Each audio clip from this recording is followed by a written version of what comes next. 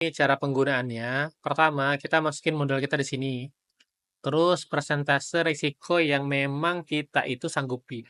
Kalau misalnya 2%, maka 2%. Kalau misalnya 3%, maka 3%. Dan ini tergantung dari modal. Terus jarak SL-nya itu dengan zona entry kita tuh berapa pip? Kalau emas, cara menghitungnya tuh kayak gini.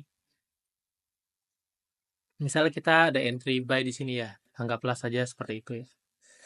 Misalnya kita buy di sini. Nah, kita mau SL-nya mana? SL-nya itu kan idealnya tuh kita sampai ke badan ya. Tapi anggaplah Bapak Ibu misalnya SL-nya sampai ke sini nih. Ini sampai 31. Nah, 31 di sini itu artinya 310 pip ya. Bukan 31 pip, tapi 310 pip. Nah, artinya kalau 310 pip, maka kita tulis di sini 310 pip. Nah, dengan modal $200, ideal lot-nya itu 0,002. Nah, tapi sebenarnya nggak bisa. 0,02 tuh nggak ada ya. Nah, solusinya gimana? Kalau kita mau trading dengan modal kecil, dengan kondisi yang sekarang, Bapak Ibu bisa ubah menjadi sen. Kalau sen tuh bisa dia. Ya, kalau sen tuh bisa dengan modal sekecil ini. Tapi kalau modal Bapak Ibu $1.000, maka dia bisa. Tuh, kita bisa masuk 0,01. Ya kalau resikonya tuh 310 pip. Pasti TP-nya juga ya minimal 310 pip ya. Nggak mungkin TP-nya itu lebih kecil seperti itu ya.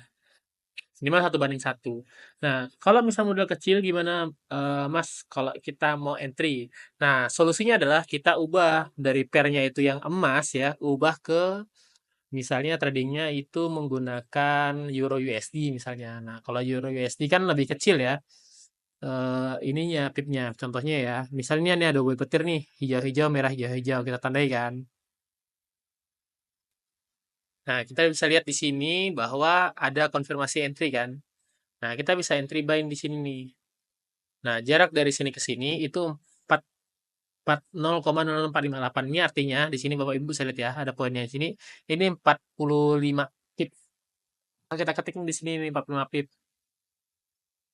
Ini zona SL-nya. Nah, sekarang target TP-nya berapa ya? 45 pip juga lah anggaplah. Tuh. Di sini kan. Ini hasilnya 59 pip, tapi 45 pip udah kena kan berarti kan 1 banding 1. Berarti kalau tadi 45 pip, ini kita bisa entry nih. Entry-nya berapa? 0,01. Dapatnya berapa? $4,5. Nah, lumayan lah. Kalau misalnya resikonya mau 5%, dapat nih 0,02. Nah, 0,02 berarti profitnya ya sekitar $9 ya, berarti ya seperti itu. Kalau resikonya 5%. Nah, begitu Bapak Ibu ya. Jadi kalau misalnya memang kita nggak bisa entry di emas, kita bisa cari alternatif di entry di currency ya. Walaupun currency sendiri itu sebenarnya cukup bahasanya cukup unik lah ya bahasanya itu. Jadi karakteristiknya tuh nggak sama Bapak Ibu. Nah ya, jangan sampai terkecoh kayak gini Bapak Ibu ya. Ini sudah dijelaskan juga. Jadi zona entry yang sama itu nggak bisa dipakai ya. Nah, contohnya kayak gini lah, contoh ya. Di sini kan kita bisa lihat ya. Ini misal kita ambil buy. Di sini ada 27 pip. Ya udah, kita berarti SL-nya 27 pip. Nah, seandainya kita SL, berarti SL-nya kan di sini kan. Kita SL 42 pip ya. Oke, seperti itu aja Bapak Ibu. eh Kondisinya ya, seperti itu ya. Jadi cara penggunaannya seperti itu. Tapi kalau misal Bapak Ibu pengen di emas juga, ubah modelnya kecil, hanya $12 itu ubah aja ke sen ya. Sen itu saya lupa ya, berapa $10 itu dapat berapa sen gitu ya. Tapi bisa dipakai aja. Bebas aja sih ya. Diubah ke sen nanti di dapat modalnya jadi lebih besar ya. Kalau nggak salah 1 sen itu berapa dolar lupa saya juga. Nah, pokoknya seperti itu ya Bapak Ibu. Kalau mau di emas ya diubah aja ke set kalau model kecil. Berarti kalau yang sekarang itu ya idealnya tuh minimal $500 ya. Kalau $500 SL dan TP-nya sekarang itu sekitar 100 pip ya.